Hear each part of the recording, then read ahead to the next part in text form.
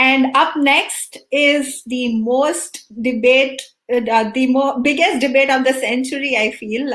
Vaccine mandate and the Great Resignation. We are seeing this so much now. I don't know. Sometimes I fall on both of those sides, and we will hear a great discussion moderated. The entire leadership team of Data Ethics for All is here. Susanna is not on this panel, but it's being moderated by Kevin, and then the panelists are Bruce and Sam.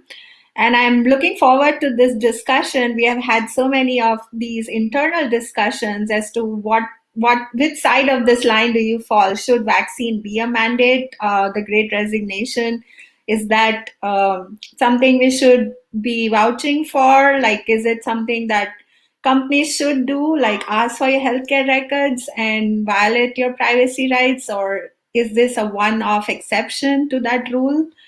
Let's hear from I don't know if they are experts or not, but at least this is one of our opinion of our own team. I'm sure there are many, many more opinions out there, and we would love to hear your opinions, audience, from in the audience section, in the comments.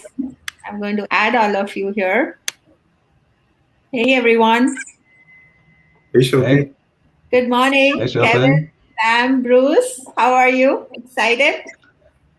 Great. Great. All right. It's only morning for me, though, I think, in this group. Come again?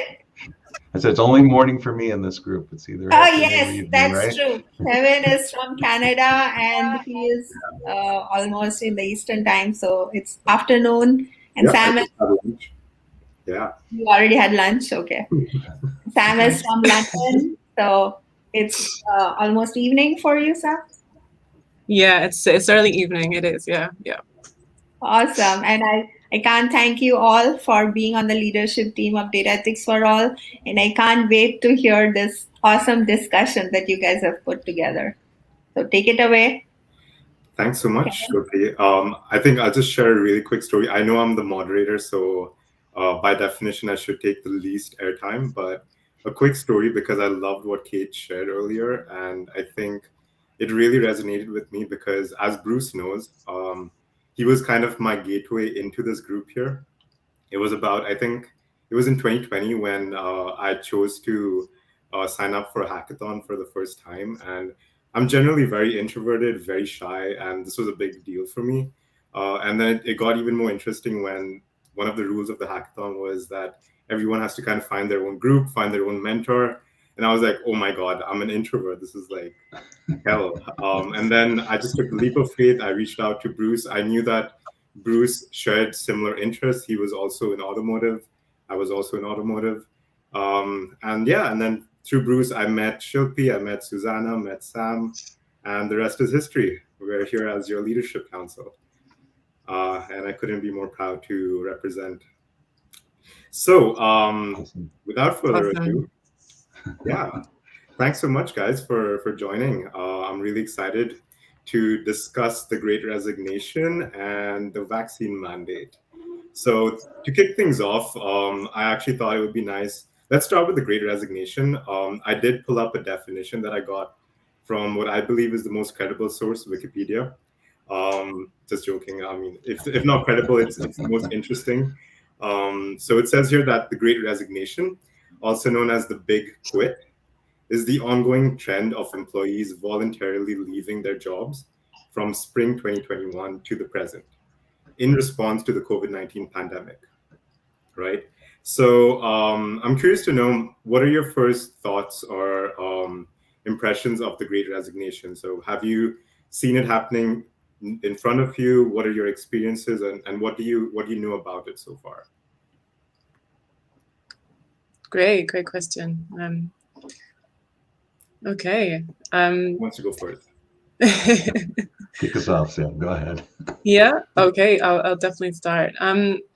I think from what you said and the trend, for me, it's been and reading around the topic and what's happening with people I know in the teaching profession. I think it's been at home and realizing that actually we can get a better work-life balance, and in particular, with women in the workplace. I think when we went through the initial lockdown, childcare and homeschooling was a big issue, or something we had to juggle. And I think that drove parents, women and men, women and men to consider what they're, what they wanted. It was time to think about that and reflect on that.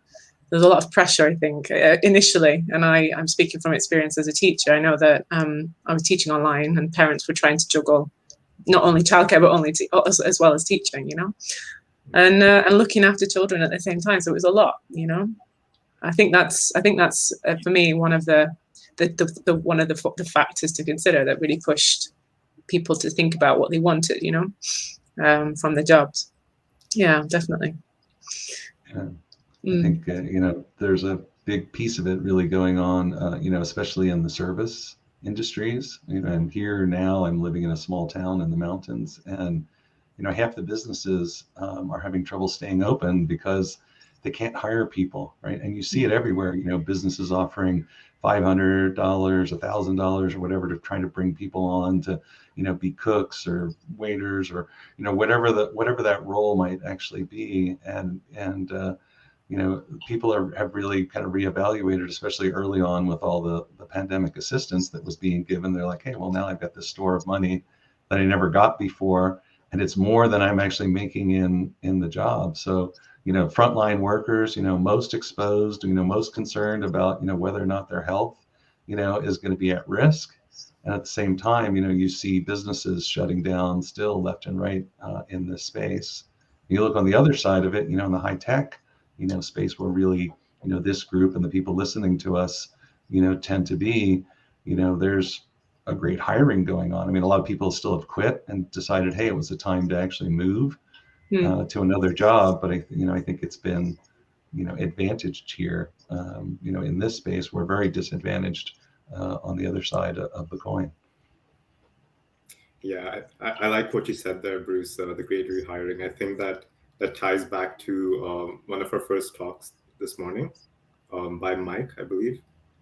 Right. I'm not sure if you were even directly referencing that. I think you were. Yeah, the great rehiring, right? I think that was the word. Yeah. Yeah, that came, I was looking at his stuff, and I'm thinking, wow, it's like, okay, there he is. He's in, and there's, companies overly competing, for the same job. Still a challenge to go find something, right? If you're looking, but there is a lot of work out there. For sure.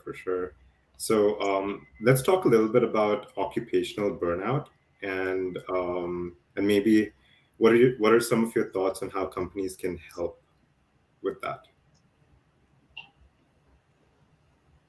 Start, Sam? You want me to go?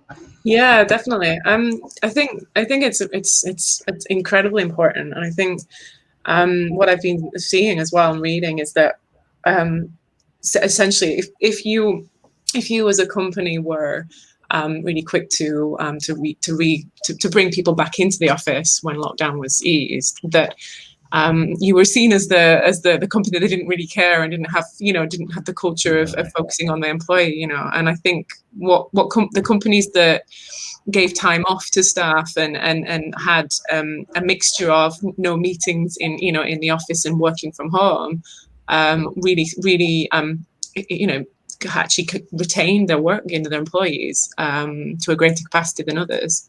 So things like that. So having days where you wouldn't meet, having a week off. I think some companies actually gave organizations gave individuals weeks off to recharge. I heard that Bumble, Nike, and LinkedIn did that. And I think if you were focusing on those things we learned when we were in lockdown, and again that right balance, then I think people, the staff really responded well to that and wanted more of that, and would choose to go back to those companies rather than jump to something else, So I think that was important, definitely. Having a bit of a hybrid schedule helped. What are your thoughts, Bruce? Yeah, I mean, I think that seems to be coming up as one of the number one things that people are looking for is flexible, truly flexible work hours.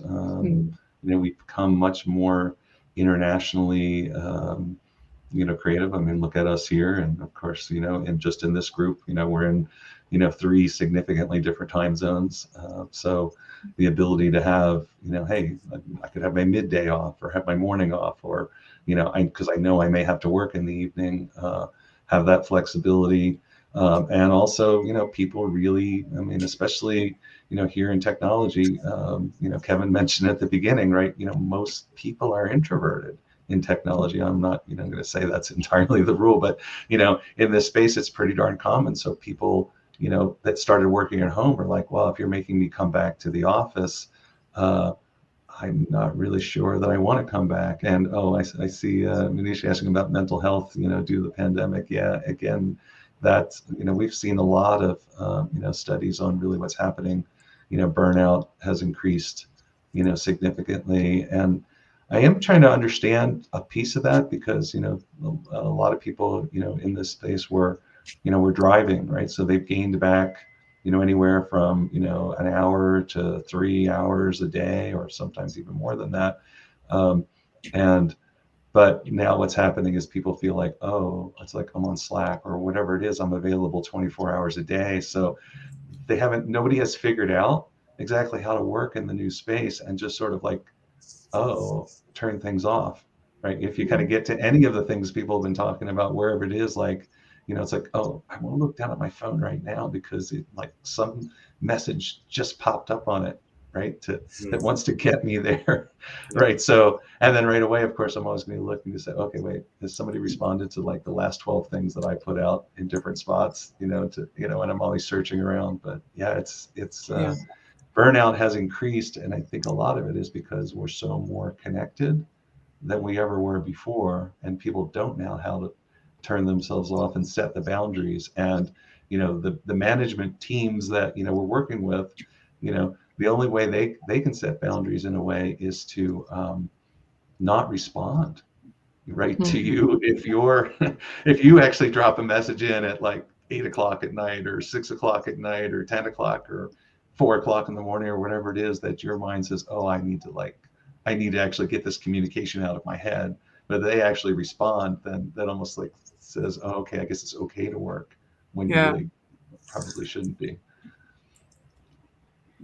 I mean, if I may, I think what you mentioned earlier about burnout, and but Bruce, you've raised this as well, and Kevin, it's really important to kind of highlight. I think both men and women across the data that we found were experiencing it, and I know that women, in particular, as I was speaking about before, were 42%, 42% of the working population that was asked felt burnout. And I think a lot of that was also to do with being accessible and being online, and being there to support your team while working from home. And, we're stepping up to do that. And it's getting that right balance and learning how to do that, and have those breaks. So I think there's definitely an element of that involved. And you've got other responsibilities. I wonder the effect of sort of, now, especially people with young children, like Kate's was a perfect example, right? Somebody who's now working at home, right? And has that, can spend more time with the kids, but now maybe doesn't have the less opportunity to get help. So is there more burnout that's now occurring because of, especially for women? And I don't, and also it applies to men, right? That, you're home with the children now more than you were before. And work might have been your escape.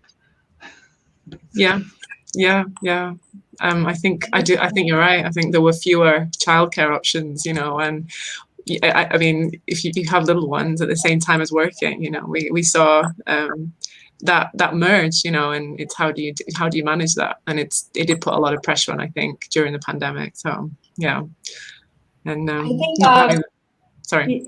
You guys are having a great discussion on how the pandemic and working from home has helped gain time and made us realize about our priorities. Work-life balance has improved, and I'm hearing all those great things. And that's why the Great Resignation, in your opinion, is to going back and doing those things, losing that commute time again. And then reprioritizing work and life balance. Those are all things to consider. I think a lot of audience questions are coming in on mental health, which I would love for you guys to answer. What are your thoughts on how COVID has affected our mental health?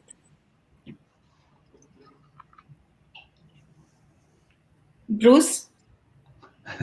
Yeah, I was going because I was thinking about so a lot of studies as I was kind of looking at this topic have focused on increase in anxiety, increase in depression, and and it's interesting, this topic kind of just runs back to people are afraid to go back in the office because if we kind of jump into the vaccine side of this, right, people are are afraid that they're going to get sick.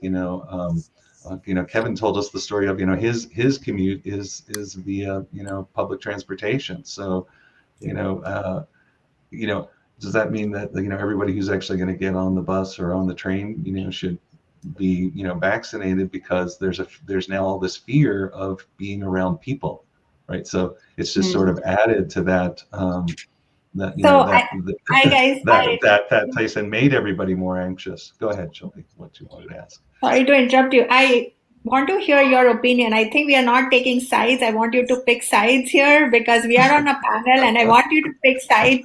I mean, everybody knows, what to do. That's a great question. Come on, yes. I'm a Libra. I look at both sides. No. That's fine. This is, we have to start some fires today, some firecrackers, because I know we can't be like, oh, this is good, this has to be done. I want to hear your opinion on the vaccine mandate. Like, should it be done? Should it not be done?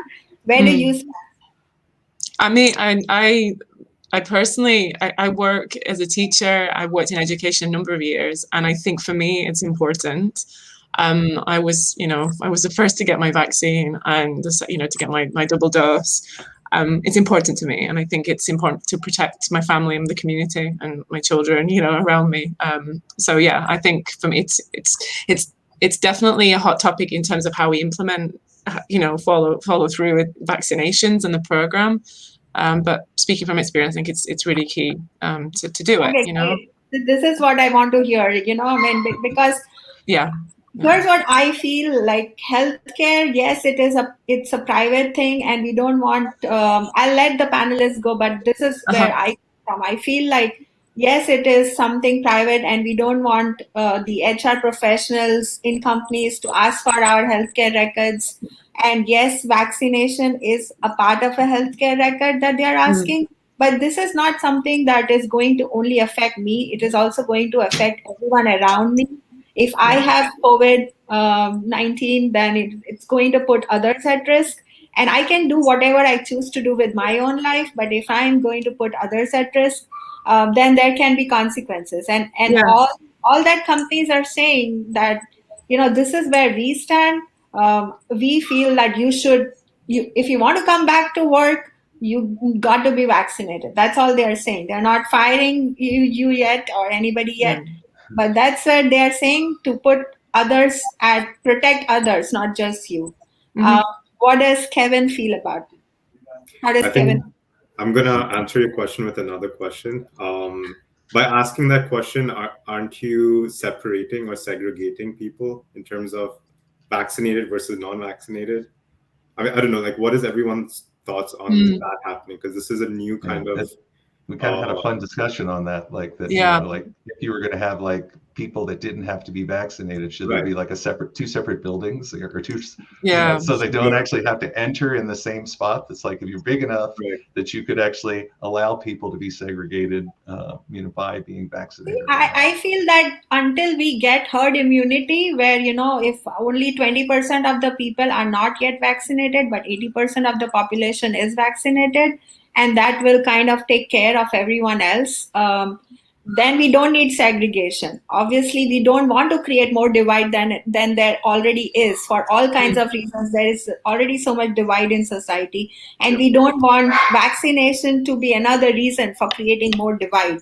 But at the same time, health and you can't take a chance with that. It's like saying, okay, I'm going to leave it to God and see what happens, right? So that's not where science comes in. Like, we are data ethics people who believe in science, people who believe in data, and so we can't leave it to chance. And so for that, if vaccinated and unvaccinated people have to be kept separate, then so be it, because I'm not going to put myself, my family, my friends, my neighbors, my older parents at risk because I am not ready to show my vaccination card to my HR people.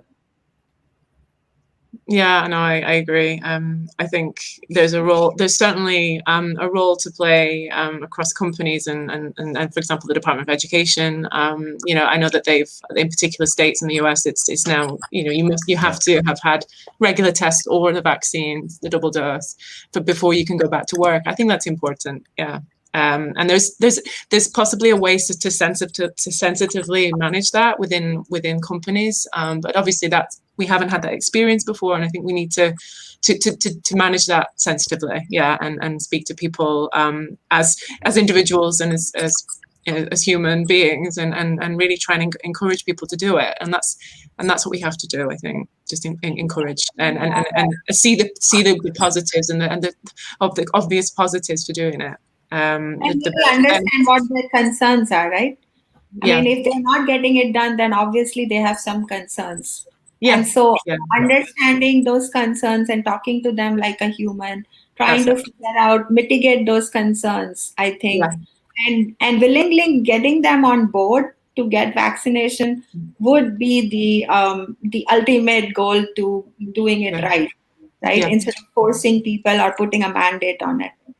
Absolutely. Bruce, you want to share or add something to it? Well, I was just thinking that when the New York mandate came out, right, and they were saying, hey, the nurses, doctors, right, they were going to basically get fired if they didn't get vaccinated. And I was listening to, I think it was the nurse who was in charge of one of the areas talking about, hey, we have to get vaccines, for all sorts of things, in the job. So really, how different is this? And I think, Sam, you may have said the same thing. There's certain vaccines we've already had to have. And I know the same thing, like when you're bringing your children to school, it's like you have to have your vaccine record, for them, or you have to have sort of this heavy exclusion of like, hey, they're not vaccinated because of whatever religious reasons or actually health reasons that take it the other direction. And so I do believe that's really, regardless of how I feel about it, that's really where we're going to end up, in this space, is that this is going to be another one of those vaccines that fits into the requirements that what's weird is that it's not a requirement for sort of the general public jobs today. And I just don't think that's really ever going to completely win, no matter, where we go with it. So, so even though big companies are saying that right now, there'll probably be enough fallout if they go that direction, and it's outside of the places where it exists today, that it may not win those spaces. Does that make sense the way I stated it? Like, schools, healthcare, the things that actually where we're having people quit, and what's kind of the bigger, resignation, all the food workers. I think these are the places where it will find its way to be successful. But I think from the general populace, it's going to fail if it gets forced. Yeah. So to your point, Bruce, we have a high schooler, right? And in her school, to be able to go back to actual school attendance, physically the school, after more than a year and a half, it's a requirement to show the vaccination. And she's in high school, obviously. The elementary kids, the vaccination is not even out for that age. So they probably don't have that requirement. But for high schoolers, they have to show that they have been vaccinated. And she goes to a dance class or whatever. And like Susanna would say, that they don't have their own agency yet. So it's okay to ask for students to show their health record.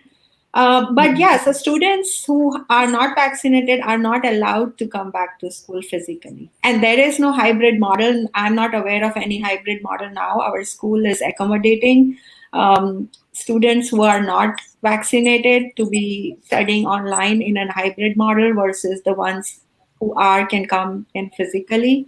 So in some ways, they have kind of mandated that if you want to be physically present in school or continue in an academic public school or private school, whatever that may be, in an actual school building, unless you want to be tutored at home, school at home. This is the mandate. So, I mean, the schools and the hospitals and the healthcare industry started the mandate much before the corporate America or the others started this mandate. But yet we never complained about that. We never had a great resignation. We never said, oh, I'm going to pull my child out of school because you are mandating this. I don't believe in it, and I'm going to homeschool my kid from home. I'd like to bring a point back, for at least for data ethics for all. When you think about, where we want to model, ethics from, where does it come from? It usually comes from medical or the ethics we've already, have in education, right? So those two main areas, of course, things have become legislated there, but the actual, the idea of ethics exists in both places, and it's always been there. Whereas it kind of it's following the same path, where general, whatever business ethics not required, leave them at the door, right? Where if you're going to be in the places where it's going here, ethics are required, up front. And of course, the people who are shown as unethical, are don't succeed, in that space. So I think it's a I think the topics almost fit together when we talk about it. So if I understand this correctly, you are saying that ethics in society is modeled after healthcare and education, and so if they are doing it, then vaccine mandate is okay in terms of data ethics. I didn't quite understand. Now I was just connecting the concept that the areas beyond that are where you're going to get the biggest complaints, because people are just not used to having things. They're like, oh, I'm going to deal with the law when it gets here. I'm not going to get ahead of it. Like my corporate social responsibilities thing is going to be looking at the laws. It's not going to be looking at what's ethical. It's going to ethics first. The vaccines are going to be like, yeah, I don't know if I really want to take it, because I've never had to do this before. But in these other two spaces, it's existed from the beginning. So it's a common theme of people are going to, avoid stuff that they haven't had to do in the past if they can get away with it. Yeah.